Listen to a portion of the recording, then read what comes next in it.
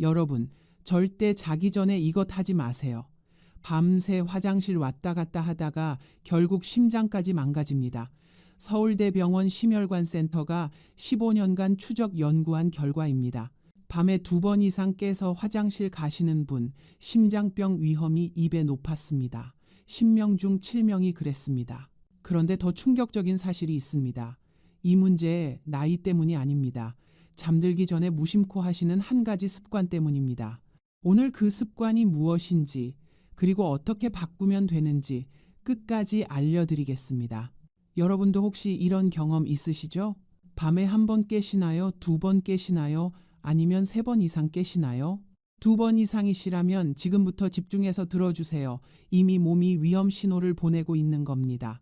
많은 분들이 이렇게 말씀하십니다. 나이 들면 원래 그런 거 아니야. 60 넘으면 다 그렇지. 참고 살아야지. 저도 처음에는 그렇게 생각했습니다. 하지만 제가 노인의학 전문의로서 거의 30년간 연구하고 진료하면서 알게 된 사실은 완전히 달랐습니다. 밤중 소변. 단순히 방광 문제가 아닙니다. 우리 몸 전체가 보내는 위험 신호입니다. 심장, 뇌, 심지어 낙상까지. 이 모든 것과 연결되어 있습니다. 그리고 다행히도 해결 방법이 있습니다. 비싼 약도 아니고 수술도 아니고 병원 치료도 아닙니다. 잠들기 전 딱 1스푼, 집에 있는 것으로 충분합니다. 돈 한 푼 안 드립니다. 이것 하나로 많은 어르신들이 밤을 되찾으셨습니다. 오늘 제가 알려드릴 내용은 크게 7가지입니다. 첫째, 왜 60 이후에 밤 소변이 늘어나는지 진짜 원인을 알려드리겠습니다. 둘째, 방광이 왜 점점 예민해지는지 설명드리겠습니다. 셋째, 밤마다 깨는 것이 심장과 뇌에 어떤 위험을 주는지 말씀드리겠습니다. 넷째, 지금까지 잘못 알고 계셨던 상식 5가지를 바로잡아 드리겠습니다. 다섯째, 잠들기 전 1스푼이 어떻게 작용하는지 과학적으로 알려드리겠습니다. 여섯째, 오늘부터 바로 실천할 수 있는 구체적인 방법을 알려드리겠습니다. 일곱째, 효과를 배로 높여주는 저녁 습관까지 말씀드리겠습니다. 이 영상 끝까지 보시면 오늘 밤부터 달라지실 수 있습니다. 저는 대한노인의학회 정회원이자 서울의 한 대학병원에서 30년 가까이 어르신들의 건강을 돌봐온 전문의입니다. 진료실에서 수많은 어르신들을 만나면서 이건 나이 탓이야 하고 포기하시는 모습을 정말 많이 봤습니다. 하지만 그분들 중 상당수가 이 방법을 알고 나서 밤이 달라졌다고 말씀해 주셨습니다. 오늘 저도 과장 없이 하지만 진심을 담아 말씀드리겠습니다. 영상을 시작하기 전에 질문 하나 드리겠습니다. 지금 이 영상을 어디에서 보고 계신가요? 침대에서 보고 계신가요? 거실 소파에서 보고 계신가요? 그리고 지금 시간은 몇 시인가요? 댓글로 한 줄만 남겨주세요. 화면 너머에 계신 여러분을 저는 숫자가 아니라 한 분 한 분의 어르신으로 생각하고 있습니다. 자, 이제 첫 번째 이야기를 시작하겠습니다. 왜 60이 넘으면 밤에 자주 깨게 되는지입니다. 여러분, 혹시 이런 생각 해보신 적 있으세요? 젊었을 때는 밤새 푹 잤는데 언제부터 이렇게 됐지? 많은 분들이 방광이 약해졌기 때문이라고 생각하십니다. 친구분들한테 물어봐도 다 그렇다고 하시니까요. 모임에 가면 화장실 이야기가 빠지지 않으시죠? 나 요즘 밤에 3번은 깨. 나도 그래. 원래 그런 거 아니야? 저도 이런 대화를 정말 많이 들었습니다. 하지만 이것은 정확하지 않은 상식입니다. 그런데 사실 진짜 원인은 완전히 다른 곳에 있습니다. 바로 호르몬입니다. 우리 몸에는 항이뇨 호르몬이라는 것이 있습니다.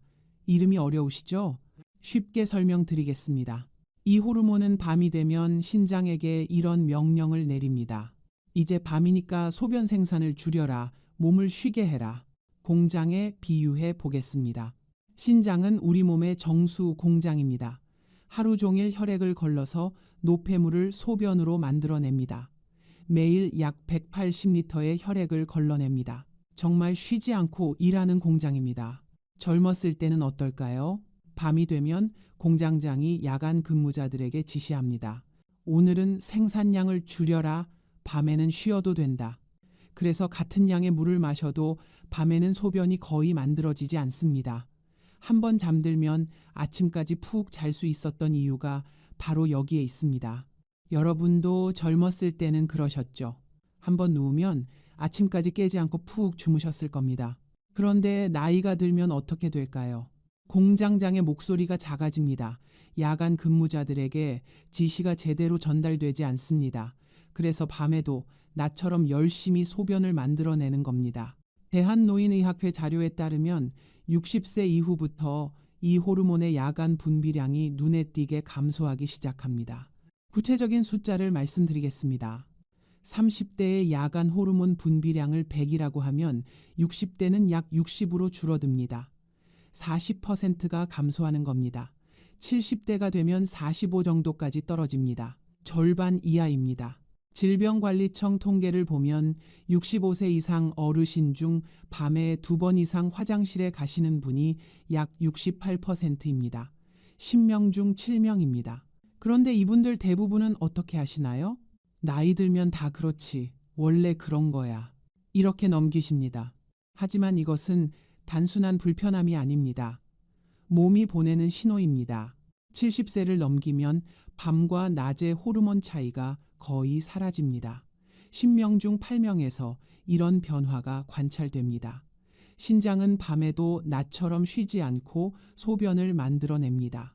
물을 많이 마시지 않았는데도 새벽에 화장실에 가셔야 하는 이유가 바로 여기에 있습니다. 제가 진료실에서 만난 한 분이 떠오릅니다. 67세 남성분이셨습니다.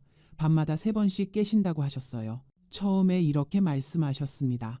선생님, 저는 전립선이 안 좋은 거 아닌가요? 친구들도 다 그렇다고 하던데요. 검사를 해봤더니 전립선은 나이에 비해 상태가 좋은 편이었습니다. 문제는 전립선이 아니라 야간 호르몬 분비 저하였습니다. 제가 설명을 드리니 그분이 이렇게 말씀하셨어요. 아, 그러면 방광이 잘못된 게 아니라 몸의 시계가 고장 난 거군요. 정확하게 이해하셨습니다. 오래된 시계를 생각해 보세요. 새 시계는 정확한 시간을 알려줍니다. 아침 7시면 7시, 밤 10시면 10시. 하지만 오래된 시계는 어떤가요? 5분씩 느려지기도 하고 10분씩 빨라지기도 합니다. 정확한 시간을 알 수 없게 됩니다. 우리 몸의 생체 시계도 마찬가지입니다. 나이가 들면 밤인지 낮인지 헷갈리기 시작합니다. 여러분, 이 이야기를 들으시면서 혹시 이런 생각 드시나요? 아, 내가 이상한 게 아니었구나. 몸이 원래 그렇게 변하는 거구나. 맞습니다.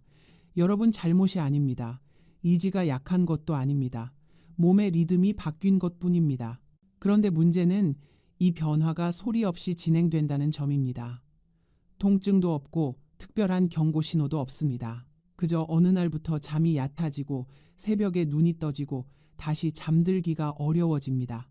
이때 많은 분들이 어떻게 하시나요? 나이가 들면 다 그렇지. 참고 살아야지. 이렇게 넘기십니다. 하지만 그렇게 지나친 밤들이 쌓이면 몸은 점점 더 밤을 휴식 시간이 아닌 활동 시간으로 착각하게 됩니다.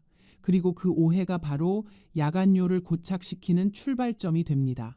제가 기억하는 또 한 분이 계십니다. 72세 여성분이셨는데 남편분이 밤에 자주 깨시는 것 때문에 함께 오셨습니다. 아내분이 이렇게 말씀하셨어요. 선생님, 남편이 밤에 서너 번씩 깨니까 저도 잠을 못 자요. 부부가 같이 힘들어요. 남편분은 미안해 하셨습니다. 옆에서 고개를 숙이고 계셨어요. 하지만 검사 결과를 보니 방광이나 전립선에 큰 문제가 없었습니다. 호르몬 변화와 생활 습관이 원인이었습니다. 3주 정도 제가 알려드린 방법을 실천하신 후에 다시 오셨는데 아내분이 활짝 웃으시면서 말씀하셨어요. 선생님, 이제 저도 잠을 자요. 남편도 한두 번밖에 안 깨요. 그 모습을 보면서 저는 생각했습니다. 밤 소변은 한 사람만의 문제가 아니구나. 가족 전체의 삶의 질과 연결되어 있구나. 여러분 가정은 어떠세요? 배우자분이나 가족분이 여러분 때문에 함께 잠을 못 주무시고 계신 건 아닌가요? 이것이 첫 번째 원인입니다. 호르몬 변화입니다. 기억하세요. 방광이 약해진 것이 아닙니다. 몸의 시계가 흐려진 겁니다. 자, 지금까지 첫 번째 원인을 말씀드렸습니다. 호르몬 변화. 기억하시죠? 이제 두 번째 원인으로 넘어가겠습니다. 호르몬 변화 위에 또 하나의 문제가 겹쳐집니다. 바로 방광이 예민해지는 현상입니다. 많은 분들이 이상하게 생각하시는 부분이 있습니다. 화장실에 다녀와도 조금밖에 안 나왔어요. 그런데 왜 이렇게 자주 마려운 건지 모르겠어요. 이런 경험 있으시죠? 이 말씀 속에 핵심이 있습니다. 문제는 양이 아닙니다. 신호입니다. 국내 비뇨기과 연구에 따르면 젊은 성인의 방광은 약 300ml가 차야 강한 신호를 보냅니다. 종이컵으로 거의 2컵 정도입니다. 그런데 65세 이후에는 어떨까요? 120에서 150ml만 차도 뇌로 긴급 신호를 보냅니다. 반 컵도 안 되는 양입니다. 대한배뇨학회 연구에 따르면 65세 이상 어르신 중 72%가 이런 방광 과민 증상을 보입니다. 10명 중 7명입니다. 왜 이런 일이 생길까요? 방광벽에 있는 신경 말단이 노화와 함께 더 예민해지기 때문입니다.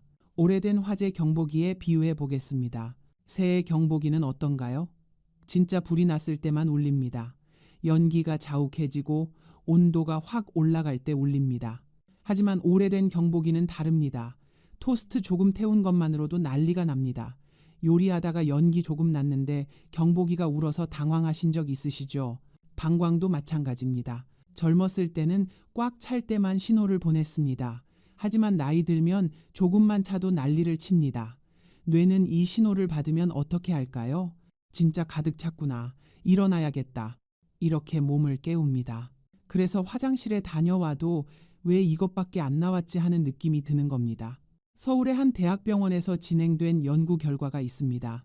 밤에 3번 이상 화장실에 가시는 65세 이상 어르신 중 62%가 방광 용량은 정상이었습니다. 방광이 작아진 것이 아니었습니다. 신호가 너무 빨리 울린 것입니다.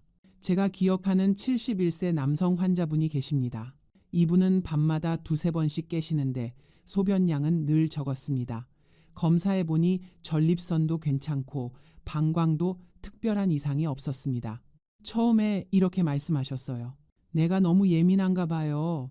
성격이 원래 좀 급해서 그런가. 저는 그분께 이렇게 설명드렸습니다. 어르신, 방광이 약해진 게 아닙니다. 경보장치가 너무 빨리 울리고 있는 겁니다. 어르신 성격 문제가 아닙니다. 이 설명을 듣고 나서 그분의 표정이 조금 편안해지셨습니다. 문제를 이해하는 것만으로도 마음이 놓이시는 거죠. 여러분은 어떠세요? 화장실에 가셔도 양이 많으신 편인가요? 적으신 편인가요? 적은 편이시라면 방광신호 과민이 원인일 수 있습니다. 그런데 여기서 중요한 점 하나 짚고 넘어가겠습니다. 많은 분들이 잠자리에 들기 전 혹시 몰라서 미리 화장실에 다녀오시는 습관이 있습니다. 마렵지 않아도 일단 가보자 하시는 거죠. 현명한 행동처럼 보입니다. 하지만 사실 이것이 방광을 더 예민하게 훈련시킬 수 있습니다. 대한배뇨학회 자료에서도 반복적인 사전 배뇨가 방광 용적을 줄이는 데 영향을 줄 수 있다고 설명하고 있습니다. 방광은 기억하는 기관입니다. 자주 조금만 차도 비우면 그 상태를 정상으로 학습합니다. 아이 키우시는 것에 비유해 보겠습니다. 손주를 키우실 때 생각해 보세요. 아이가 조금만 보채도 바로 달래주면 어떻게 되나요? 아이는 조금만 불편해도 울게 됩니다. 어느 정도 참는 것을 배워야 합니다. 방광도 마찬가지입니다. 이해가 되시나요? 호르몬 변화에 방광 예민화가 겹치면 악순환이 시작됩니다. 밤은 점점 얕아지고 몸은 점점 쉽게 깨어납니다. 자, 지금까지 2가지 원인을 말씀드렸습니다. 첫째, 호르몬 변화. 둘째, 방광 예민화. 기억하시죠? 이제 이 문제가 왜 그냥 불편함으로 끝나지 않는지 알아보겠습니다. 우리 몸 전체에 어떤 영향을 미치는지 말씀드리겠습니다. 여러분, 이 부분은 조금 무겁게 들리실 수 있습니다. 하지만 반드시 알아야 하는 이야기입니다. 밤중에 소변 때문에 자주 깨는 것이 단순히 피곤함에서 끝나지 않습니다. 3가지 심각한 문제로 이어질 수 있습니다. 첫째, 심장 문제입니다. 둘째, 뇌 문제입니다. 셋째, 낙상 위험입니다. 하나씩 자세히 말씀드리겠습니다. 먼저 심장 이야기부터 해보겠습니다. 우리가 깊이 잠들면 심장도 함께 쉽니다. 정상적인 깊은 수면 동안에는 혈압이 자연스럽게 10에서 20% 정도 내려갑니다. 이것을 야간 혈압 하강이라고 부릅니다. 이 과정이 심장 건강에 매우 중요합니다. 심장을 트럭에 비유해 보겠습니다. 낮에는 무거운 짐을 싣고 열심히 달립니다. 배달도 하고 이삿짐도 옮깁니다. 하루 종일 쉬지 않고 일합니다. 밤에는 어떻게 해야 할까요? 짐을 내리고 정비소에서 쉬어야 합니다. 엔진도 식히고 타이어도 점검하고 기름도 갈아야 합니다. 그래야 다음날 또 달릴 수 있습니다. 수면이 바로 그 정비 시간입니다. 그런데 대한고혈압학회 자료에 따르면 밤에 2번 이상 깨는 분들 중 상당수가 이 혈압 하강이 제대로 일어나지 않습니다. 구체적으로 말씀드리면 야간에 2번 이상 깨는 분들의 58%가 혈압 하강 부전을 보였습니다. 10명 중 6명입니다. 몸은 누워있지만 심장은 밤새 긴장 상태에 놓여 있는 겁니다. 트럭이 정비소에 들어갔는데도 엔진을 끄지 않고 공회전하는 것과 같습니다. 이런 상태가 반복되면 어떻게 될까요? 서울대병원 심혈관센터의 15년간 추적 연구 결과가 있습니다. 정말 충격적입니다.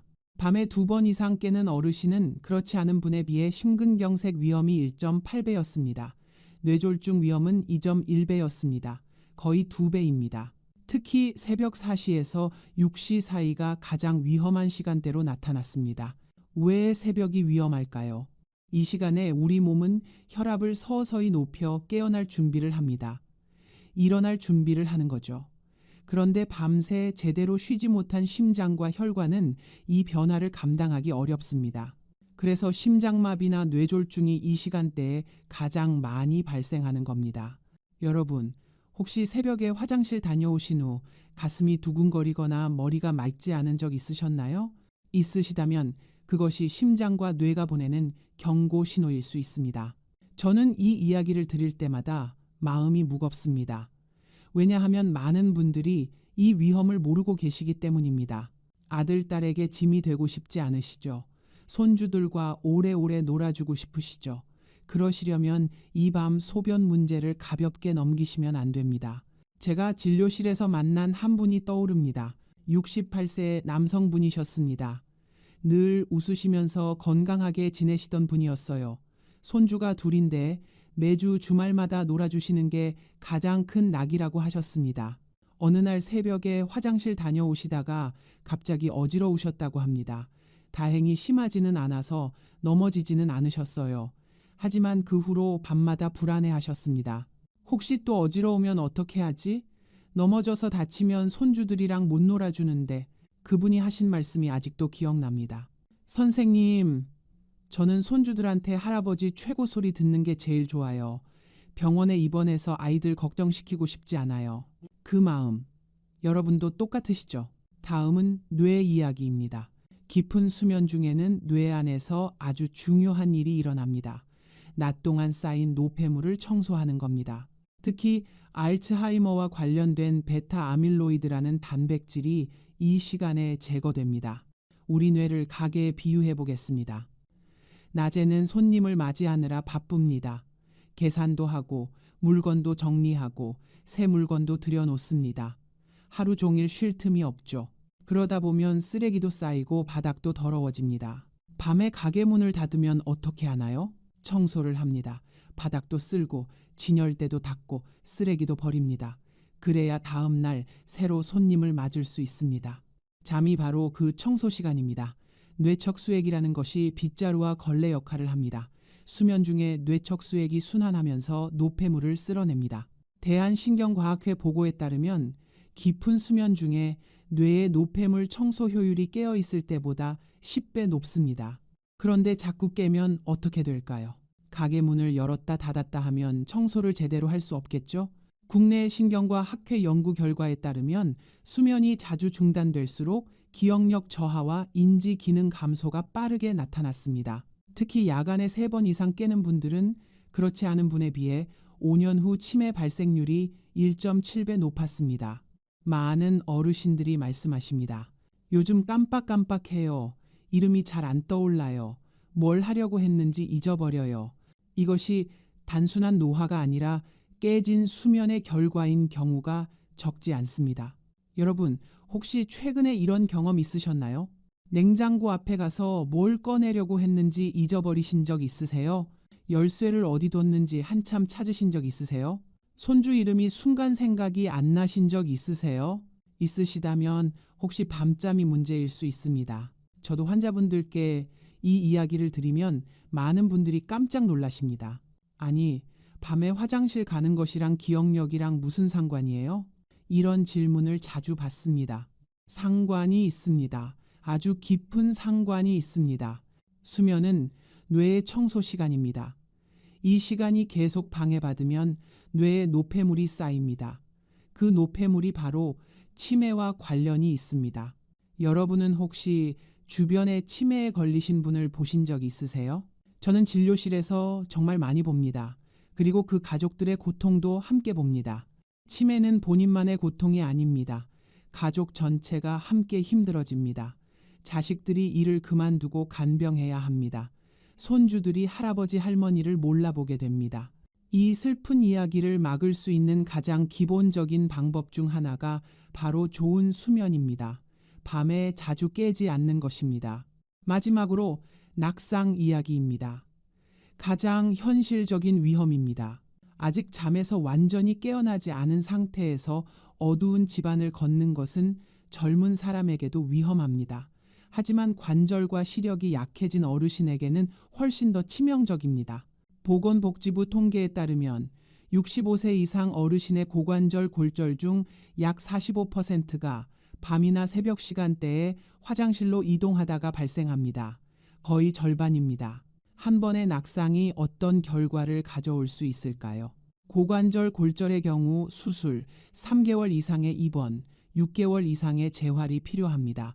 그리고 안타깝게도 고관절 골절 후 1년 내 사망률이 20%에 달합니다. 5명 중 1명입니다. 제가 잊지 못하는 한 분이 계십니다. 서울에 사시던 69세 여성분이셨습니다. 평소에는 매우 활동적이고 혼자 생활도 잘하시던 분이었습니다. 손주들과 공원에도 자주 가시고 친구분들과 여행도 다니셨습니다. 어느 날 새벽 화장실로 가시다가 미끄러지셨습니다. 고관절을 다치셨습니다. 수술과 긴 재활 기간을 거쳤습니다. 회복 후 진료실에서 그분이 이렇게 말씀하셨습니다. 선생님, 그냥 한번 화장실 가려다 이렇게 될 줄은 몰랐어요. 이제 손주들이랑 놀아주기도 힘들어요. 그 말 속에는 신체적인 고통보다도 자신감이 무너진 마음의 상처가 더 크게 느껴졌습니다. 더 안타까운 것은 그분의 가족들이었습니다. 딸이 직장을 그만두고 간병을 해야 했습니다. 가족 전체의 삶이 달라졌습니다. 나중에 그 딸분이 저한테 따로 말씀하셨어요. 선생님, 엄마가 밤에 자주 깬다는 건 알고 있었어요. 근데 그게 이렇게 위험한 줄은 몰랐어요. 진작 알았으면 뭔가 했을 텐데. 그 말을 듣는 순간 저도 마음이 아팠습니다. 여러분의 자녀분들도 아마 모르고 계실 겁니다. 부모님이 밤에 몇 번씩 깨신다는 것을요. 그리고 그것이 얼마나 위험한지도요. 오늘 이 영상을 자녀분들과 함께 보시는 것도 좋은 방법입니다. 가족이 함께 알아야 함께 예방할 수 있습니다. 여러분은 어떠세요? 침실에서 화장실까지 밤에 안전하게 이동할 수 있는 환경이신가요? 조명은 있으신가요? 센서 조명이나 야간 조명을 설치해 두셨나요? 문턱은 없으신가요? 작은 문턱도 밤에는 위험합니다. 미끄러운 바닥은 아니신가요? 화장실 바닥에 미끄럼 방지 매트가 있으신가요? 침대에서 일어날 때 잡을 수 있는 것이 있으신가요? 만약 한 가지라도 걱정이 되신다면 이 문제를 가볍게 넘기시면 안 됩니다. 자, 지금까지 3가지 위험을 말씀드렸습니다. 첫째, 심장 문제. 밤에 2번 이상 깨면 심장병 위험 2배. 둘째, 뇌 문제. 수면 중단이, 치매 위험 1.7배. 셋째, 낙상 위험. 고관절 골절의 45%가 야간 화장실 이동 중 발생. 기억하시죠? 그래서 저는 항상 강조합니다. 밤중 소변은 불편함의 문제가 아닙니다. 위험의 문제입니다. 다행히도 이 악순환을 부드럽게 끊어낼 방법이 있습니다. 몸을 억지로 누르는 방식이 아니라 밤에 쉬어도 된다는 신호를 다시 보내주는 방법입니다. 하지만 방법을 알려드리기 전에 먼저 여러분이 잘못 알고 계실 수 있는 상식들을 바로잡아 드리겠습니다. 이것을 모르시면 아무리 좋은 방법도 효과가 없습니다. 지금부터 말씀드릴 내용은 많은 분들이 깜짝 놀라실 수 있습니다. 지금까지 알고 계셨던 것과 완전히 다르기 때문입니다. 잘못된 상식 5가지를 말씀드리겠습니다. 첫째, 저녁에 물을 안 마시면 된다는 상식입니다. 많은 분들이 밤에 화장실 가기 싫어서 저녁 6시 이후로 물을 거의 안 드십니다. 현명한 방법처럼 보이죠? 하지만 이것은 오히려 역효과를 냅니다. 왜 그럴까요? 수분이 부족해지면 소변이 농축됩니다. 진한 소변은 방광벽을 자극합니다. 자극을 받은 방광은 더 예민해집니다. 더 자주 신호를 보냅니다. 대한배뇨학회 연구에 따르면 저녁 수분 섭취를 극단적으로 줄인 그룹이 오히려 야간뇨 빈도가 높았습니다. 그러면 어떻게 해야 할까요? 답은 적당히입니다.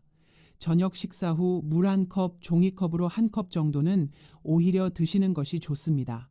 다만 잠들기 2시간 전부터는 줄이시면 됩니다. 둘째, 카페인만 피하면 된다는 상식입니다. 커피를 끊으면 괜찮아지겠지 생각하시는 분들이 많습니다. 물론 카페인은 줄이시는 게 좋습니다. 하지만 문제는 카페인만이 아닙니다. 알코올이 더 큰 문제입니다. 저녁에 소주 1잔, 맥주 1캔 드시는 분들 많으시죠? 잠이 잘 올 것 같다고 드시는 분도 계십니다. 하지만 알코올은 항이뇨, 호르몬 분비를 억제합니다. 앞서 말씀드린 그 호르몬입니다. 공장장의 목소리를 더 작게 만듭니다. 그리고 방광을 자극해서 더 자주 마렵게 만듭니다. 서울대병원 비뇨기과 연구에 따르면 저녁에 알코올을 섭취한 날, 밤 야간뇨 빈도가 평균 1.4배 증가했습니다. 저녁 술은 밤 소변의 적입니다. 셋째, 나이 들면 어쩔 수 없다는 상식입니다. 60 넘으면 다 그렇지. 원래 그런 거야. 이렇게 생각하시는 분들이 정말 많습니다. 하지만 이것은 반은 맞고 반은 틀린 말입니다. 네, 나이 들면 호르몬이 변합니다. 방광도 예민해집니다. 이것은 사실입니다. 하지만 이 변화를 완전히 막을 수는 없어도 완화할 수는 있습니다. 같은 70세라도 밤에 한 번도 안 깨시는 분이 있고 4-5번 깨시는 분이 있습니다. 그 차이는 생활 습관에서 옵니다. 대한노인의학회 연구에 따르면 적절한 생활 습관 관리를 한 그룹이 그렇지 않은 그룹에 비해 야간뇨 빈도가 40% 낮았습니다. 포기하지 마세요. 넷째, 참으면 방광이 튼튼해진다는 상식입니다. 무조건 참으면 된다고 생각하시는 분들 계십니다. 참을수록 방광이 커진다고 믿으시는 거죠. 하지만 무리하게 참는 것은 오히려 해롭습니다. 방광이 지나치게 늘어나면 방광벽 근육이 손상될 수 있습니다. 그리고 요로 감염 위험도 높아집니다. 적절한 시간에 배뇨하는 것이 중요합니다. 보통 3-4시간 간격이 적당합니다. 다섯째, 약으로 해결해야 한다는 상식입니다. 밤에 자주 깨면 약을 먹어야지 하고 생각하시는 분들 계십니다. 물론 약이 필요한 경우도 있습니다. 전립선 비대증이나 과민성 방광 같은 질환이 있다면 전문의 처방이 필요합니다. 하지만 대부분의 야간뇨는 약 없이도 상당히 개선될 수 있습니다. 서울의 한 대학병원 연구에 따르면 생활습관 교정만으로 야간뇨가 50% 이상 개선된 경우가 전체의 63%였습니다. 약 없이 10명 중 6명이 좋아졌습니다. 자, 5가지 잘못된 상식을 바로잡아 드렸습니다. 첫째, 저녁에 물을 안 마시면 된다? 아닙니다. 적당히 드셔야 합니다. 둘째, 카페인만 피하면 된다? 알코올이 더 문제입니다. 셋째, 나이 들면 어쩔 수 없다? 생활 습관으로 40% 줄일 수 있습니다. 넷째, 무조건 참으면 된다? 오히려 해롭습니다. 다섯째, 약으로 해결해야 한다? 63%가 약 없이 좋아졌습니다. 기억나시죠? 이제 드디어 많은 분들이 가장 궁금해하시는 부분으로 들어가겠습니다. 잠들기 전 1스푼이 어떻게 작용하는지 과학적으로 설명드리겠습니다. 먼저 한 가지 분명히 말씀드리겠습니다. 이 방법은 기적이 아닙니다. 모든 분에게 똑같은 효과를 보장하지도 않습니다. 하지만 몸의 원리를 이해하고 적용하시면 많은 분들에게 도움이 됩니다. 제가 말씀드리는 한 스푼은 방광을 억지로 누르는 방법이 아닙니다. 몸 전체에 이제 쉬어도 된다는 신호를 보내는 방식입니다. 나이가 들수록 우리 몸은 강한 자극보다 정확한 신호에 더 잘 반응합니다. 국내 수면의학 연구에 따르면 노인의 야간 각성은 단순히 소변량 때문이 아니라 자율신경계의 균형이 깨졌을 때 더 쉽게 발생합니다. 자율신경계가 뭘까요? 쉽게 설명드리겠습니다. 우리 몸에는 두 가지 페달이 있습니다. 자동차를 생각해 보세요. 엑셀과 브레이크가 있죠. 교감신경은 엑셀입니다. 몸을 긴장시키고 움직이게 합니다. 낮에 활동할 때 작동합니다. 부교감신경은 브레이크입니다. 몸을 이완시키고 쉬게 합니다. 밤에 잠잘 때 작동합니다. 젊었을 때는 낮에는 엑셀, 밤에는 브레이크. 이 전환이 깔끔하게 이루어집니다. 하지만 나이 들면 어떻게 될까요? 페달이 뻑뻑해집니다. 엑셀에서 브레이크로 바꾸려는데 잘 안 바뀝니다. 몸은 누워 있는데 마음은 아직 난모드입니다. 이때 방광의 작은 신호도 크게 증폭되어 뇌를 깨웁니다. 제가 말씀드리는 한 스푼은 바로 이 전환을 부드럽게 돕는 역할을 합니다. 여러분, 지금까지 설명을 들으시면서 어떠셨어요? 아, 그래서 밤에 자꾸 깨는 거구나. 몸의 스위치가 안 바뀌는 거구나. 이해가 되셨죠? 문제를 이해하면 해결책도 명확해집니다. 자율신경 전환을 돕는 것, 이것이 핵심입니다. 그래서 저는 수면제를 권하지 않습니다. 수면제는 뇌를 강제로 끄는 것입니다. 자연스러운 전환이 아닙니다. 그리고 노인분들에게는 부작용도 많습니다. 낙상 위험이 오히려 높아질 수 있습니다. 대한수면학회에서도 고령자에게 수면제 장기 복용은 권하지 않습니다. 저는 몸의 자연스러운 리듬을 회복시키는 방법을 권합니다. 그것이 바로 오늘 말씀드리는 한 스푼입니다. 구체적으로 어떻게 작용할까요? 세 가지 메커니즘이 있습니다. 첫째, 혈당 안정입니다. 잠자는 동안 혈당이 급격히 떨어지면 우리 몸은 스트레스 호르몬을 분비합니다. 코티솔이라는 호르몬입니다. 이 호르몬이 분비되면 몸이 각성 상태로 바뀝니다. 그리고 방광 자극도 함께 증가합니다. 서울의 한 대학병원에서 진행된 연구에서 잠들기 전 혈당 변동이 큰 노인일수록 야간요 빈도가 높았습니다. 잠들기 전 소량의 자연 당분은 밤새 혈당을 안정적으로 유지해 줍니다. 급격한 저혈당을 막아주는 겁니다. 둘째, 부교감 신경 활성화입니다. 특정 식품에 들어있는 성분이 부교감 신경을 활성화합니다. 브레이크를 밟아주는 역할을 하는 거죠. 예를 들어 바나나에 있는 마그네슘과 칼륨, 꿀에 있는 트립토판이 이런 역할을 합니다. 셋째, 방광 자극 완화입니다. 나이가 들면 방광 내벽이 건조하고 예민해집니다. 이때 자극을 완화해주는 요소가 있으면 배뇨 신호가 과도하게 발생하는 것을 줄여줍니다. 대한배뇨학회 자료에서도 방광 자극을 줄이는 생활 습관이 야간요 관리의 핵심 중 하나라고 강조하고 있습니다. 그렇다면 구체적으로 무엇을 어떻게 먹으면 될까요? 세 가지 방법을 알려드리겠습니다. 하나만 선택하셔서 하시면 됩니다. 첫 번째 방법, 꿀 한 스푼입니다. 천연꿀을 작은 숟가락으로 한 스푼, 약 5ml 정도입니다. 물에 타지 마시고 그냥 그대로 드세요. 꿀에는 포도당과 과당이 들어있어서 밤새 혈당을 안정시켜줍니다. 그리고 트립토판이라는 아미노산이 멜라토닌 생성을 도와 수면의 질을 높여줍니다. 주의할 점이 있습니다. 당뇨가 있으신 분은 주치의와 먼저 상담하세요. 혈당 조절이 안정적이지 않은 분에게는 권하지 않습니다. 두 번째 방법, 바나나 반 개입니다. 바나나에는 마그네슘과 칼륨이 풍부합니다. 이 두 가지 미네랄이 근육을 이완시키고 신경을 안정시킵니다. 방광 근육도 포함해서요. 바나나는 소화가 잘 되어서 밤에 위장에 부담을 주지 않습니다. 당지수도 중간 정도라서 혈당을 급격히 올리지 않습니다. 너무 익은 바나나보다는 약간 노란색, 끝부분이 살짝 초록색인 바나나가 좋습니다. 당지수가 더 낮기 때문입니다. 세 번째 방법, 아몬드 O7R입니다. 아몬드에는 마그네슘이 풍부합니다. 한 줌의 하루 필요량의 약 20%가 들어있습니다. 마그네슘은 근육 이완과 신경 안정에 필수적입니다. 그리고 건강한 지방과 단백질이 들어있어서 밤새 혈당을 천천히 유지해줍니다. 소금이나 설탕이 첨가되지 않은 자연 상태의 아몬드를 드세요. 여러분은 어떤 방법이 끌리시나요? 꿀은 달콤한 것 좋아하시는 분께, 바나나는 과일 좋아하시는 분께, 아몬드는 견과류 좋아하시는 분께 기호에 맞게 선택하시면 됩니다. 효과는 비슷합니다. 한 가지 더 말씀드리겠습니다. 이 세 가지를 섞어서 드시면 안 됩니다. 하나만 선택하세요. 왜냐하면 양이 중요하기 때문입니다. 세 가지를 다 드시면 양이 너무 많아집니다. 그러면 오히려 소화기관을 자극해서 밤에 깨실 수 있습니다. 심플하게 하나만 선택하세요. 그리고 꾸준히 하세요. 여러분은 어떤 것을 선택하시겠어요?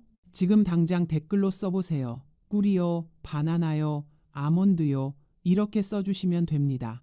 다른 분들이 뭘 선택하셨는지도 보실 수 있습니다. 제가 진료실에서 가장 많이 추천하는 것은 꿀입니다. 왜냐하면 양을 조절하기 가장 쉽기 때문입니다. 작은 숟가락 하나, 정확하게 한 스푼만 드시면 됩니다. 바나나는 반개라고 말씀드렸지만 바나나 크기가 다 다르잖아요. 아몬드도 5, 7알이라고 했지만 개수 세기가 번거로우실 수 있습니다. 꿀은 숟가락 하나면 됩니다. 간단합니다. 물론 당뇨가 있으신 분은 아몬드를 추천드립니다. 아몬드는 혈당에 거의 영향을 주지 않기 때문입니다. 자, 이제 가장 중요한 부분입니다. 어떻게 실천해야 하는지 구체적으로 알려드리겠습니다. 6가지만 기억하세요. 첫째, 시간입니다. 잠들기 30분에서 40분 전에 드세요. 너무 이르면 효과가 분산되고 너무 늦으면 몸이 신호를 받아들이기 전에 잠자리에 들게 됩니다. 국내 수면의학 연구에서도 이 시간대가 자율신경 전환이 가장 자연스럽게 일어나는 구간이라고 설명하고 있습니다. 둘째, 양입니다. 한 스푼 이상 드시면 안 됩니다. 너무 많으면 오히려 소화기관을 자극해서 밤에 몸을 깨울 수 있습니다. 정확한 양이 중요합니다. 셋째, 물입니다. 가능하면 물과 함께 드시지 마세요. 물이 들어가면 위와 장이 다시 움직이기 시작합니다. 그 신호가 신장과 방광으로도 전달됩니다. 오히려 밤중 소변 신호가 활성화될 수 있습니다. 대한수면학회에서도 잠들기 전 수분 섭취를 최소화하는 것이 야간 각성을 줄이는데 도움이 된다고 설명하고 있습니다. 넷째, 일관성입니다. 하루 이틀로 효과를 기대하시면 안 됩니다. 최소 7일에서 14일 정도 꾸준히 하셔야 합니다. 국내 노인 수면 패턴 연구에서도 새로운 야간 습관이 자리 잡기까지 약 2주 정도 걸린다고 보고하고 있습니다. 중간에 한번 깼다고 해서 실망하지 마세요. 목표는 완전히 안 깨는 것이 아닙니다. 덜 깨고 다시 잠들기 쉬운 상태로 가는 것입니다. 다섯째, 기록입니다. 밤에 몇 번 깨셨는지 간단히 메모해 두세요. 달력에 숫자만 적어도 됩니다. 일주일 후, 2주 후에 비교해 보시면 변화를 느끼실 수 있습니다. 여섯째, 예외 상황입니다. 당뇨가 있으시면 반드시 주치의와 상담하세요. 갑작스러운 체중 감소, 혈뇨, 배뇨 시 통증이 있으시면 반드시 비뇨기과 진료를 받으셔야 합니다. 이 방법은 치료를 대신하는 것이 아닙니다. 자, 6가지 기억하시죠?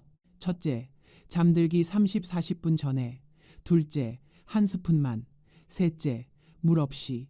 넷째, 최소 2주간 꾸준히. 다섯째, 기록하기. 여섯째, 예외 상황 확인. 기억해 두세요. 중간 정리를 해드리겠습니다. 잠들기 30, 40분 전, 한 스푼만. 물 없이. 2주 이상. 기록하기. 예외 확인. 6가지.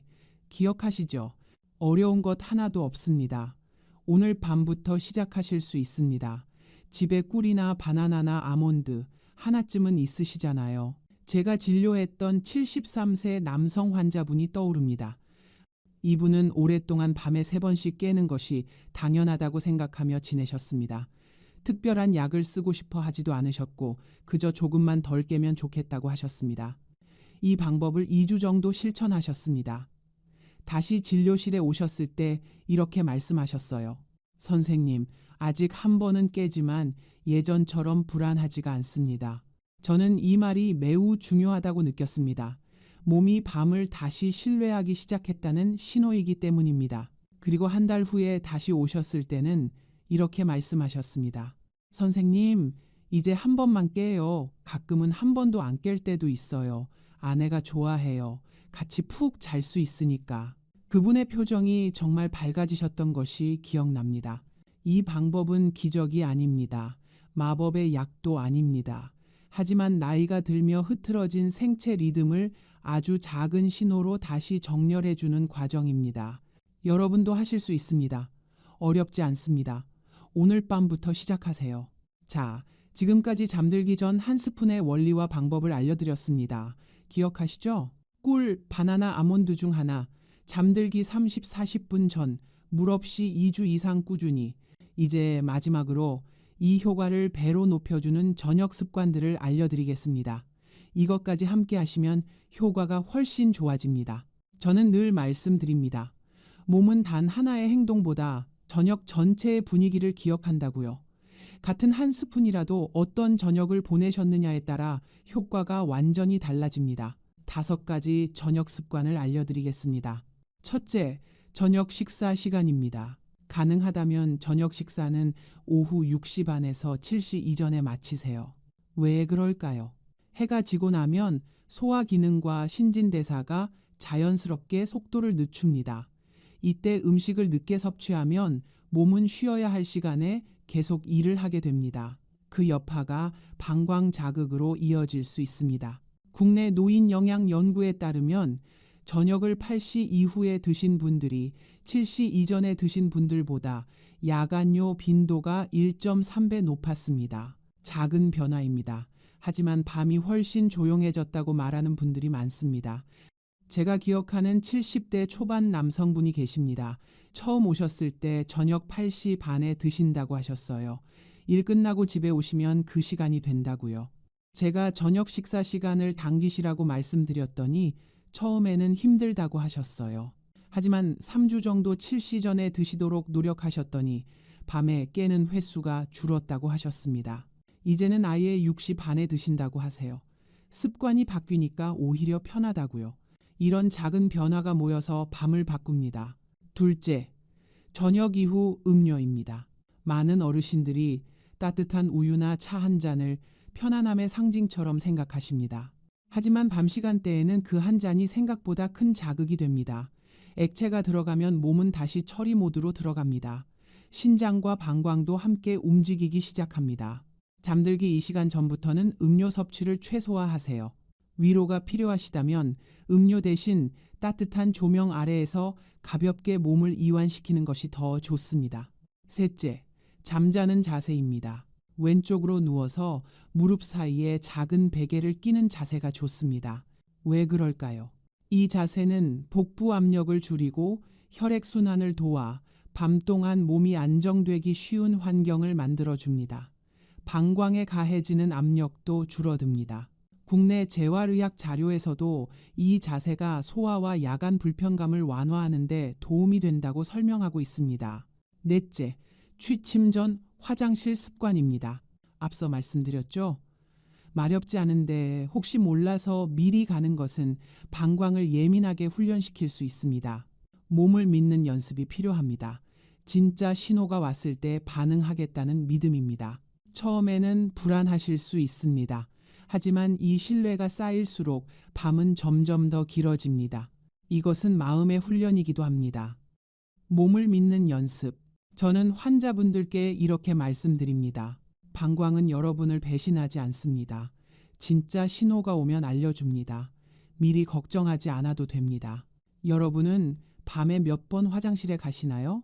1번, 2번, 3번 이상? 지금 댓글로 숫자만 써주세요. 다른 분들과 비교해 보시면 용기가 생기실 겁니다. 5째, 조명과 전자기기입니다. 잠들기 1시간 전부터는 밝은 조명을 피하세요. TV나 스마트폰의 푸른 빛은 멜라토닌 분비를 억제합니다. 멜라토닌은 수면 호르몬입니다. 따뜻한 조명 아래에서 책을 읽거나 조용히 호흡을 고르는 것이 좋습니다. 자, 5가지 저녁 습관입니다. 기억하시죠? 첫째, 저녁 식사는 7시 이전에. 둘째, 잠들기 2시간 전부터 음료 줄이기. 셋째, 왼쪽으로 누워서 무릎 사이에 베개. 넷째, 마렵지 않으면 화장실 가지 않기. 다섯째, 잠들기 1시간 전부터 밝은 빛 피하기.